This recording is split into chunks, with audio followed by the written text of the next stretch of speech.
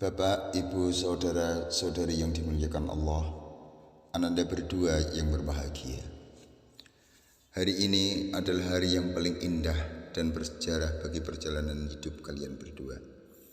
Insya Allah dengan rahmat Allah dan tentu ridho dan restu dari kedua orang tua kalian, serta dukungan doa dari semua yang hadir pada kesempatan ini, akan mengantarkan kalian memasuki gerbang mahliki rumah tangga, hidup bersama untuk membangun, membina dan mendirikan keluarga bahagia yang diawali dengan ijab qabul atau akad nikah.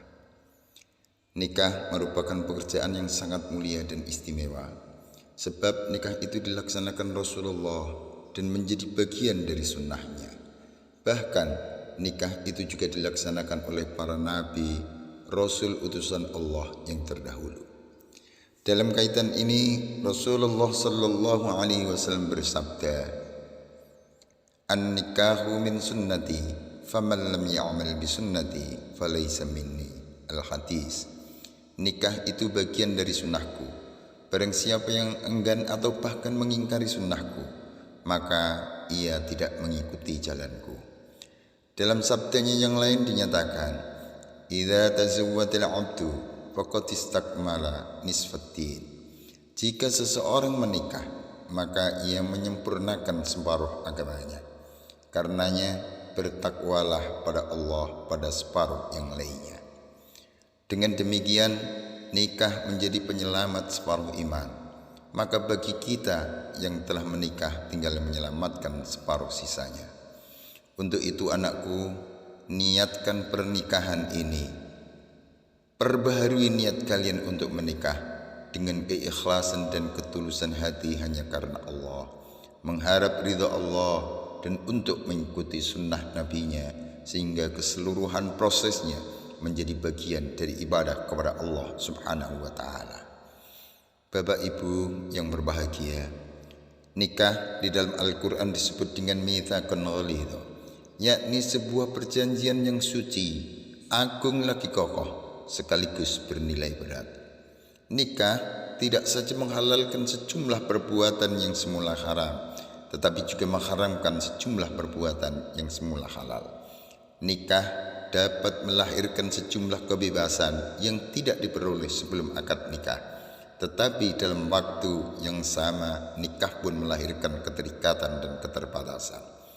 Begitu pula nikah juga melahirkan sejumlah hak bagi masing-masing suami istri. Tetapi jangan lupa bahwa dengan nikah juga melahirkan kewajiban-kewajiban tertentu bagi suami maupun istri. Anakku, janganlah kalian menuntut hak-hak kalian terpenuhi, sementara kalian abai dengan kewajiban. Tetapi berebutlah kalian untuk menjalankan kewajiban masing-masing, maka hak-hak kalian sebagai suami maupun istri akan terpenuhi. Untuk itu saya berpesan kepada kalian berdua, selalu jalin komunikasi yang baik di antara kalian. Jalinlah komunikasi yang jujur dan tulus sebagai pasangan suami istri. Jika komunikasi yang jujur akan menghilangkan kesalahpahaman, komunikasi yang tulus akan menjadi kekuatan yang berlebih guna melewati berbagai arah rintangan kehidupan. Lebih dari itu, kalian harus saling tolong-menolong, saling bantu-membantu, saling mengingatkan, saling memberikan motivasi, mudah untuk memaafkan kesalahan dan kekurangan, serta jangan kalian lupa untuk selalu mendoakan pasangan.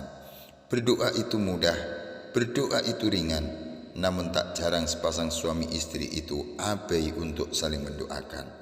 Maka dari itu anakku, jangan sampai kalian enggan untuk saling mendoakan demi kebahagiaan dan keberkahan mahliki rumah tangga yang kalian bangun dirikan. Di antara doa yang termaktub di dalam Al-Quran adalah Rabbana hab lana min azwajina wa dhurriyyatina qurrata a'yun waj'alna lil muttaqina imama. Ya Tuhan kami, anugerahkanlah kepada kami pasangan hidup kami dan anak keturunan kami sebagai penyenang, penentram hati kami, sejuk saat dipandang, terkesan merasuk ke dalam hati, dan jadikanlah kami pemimpin bagi orang-orang yang bertakwa. Doa yang lain yang bisa juga Ananda lakukan dan laksanakan adalah Rabbi anzilni munzalan mubarakan wa anta khairul munzilin. Ya Tuhanku, tempatkanlah aku pada tempat yang diberkati, dan Engkau adalah sebaik-baik memberi tempat. Ananda berdua yang berbahagia, rumah tidak akan berkah jika banyak kebohongan. Rumah tidak akan berkah jika banyak kepalsuan. Rumah tidak akan berkah jika banyak terjadi ketidakjujuran. Bahkan rumah tidak akan pernah berkah jika banyak terjadi pertengkaran. Oleh karena itu, jauhi dan hindari itu semuanya. Sebaliknya, rumah akan berkah jika digunakan untuk salat dan sembahyang.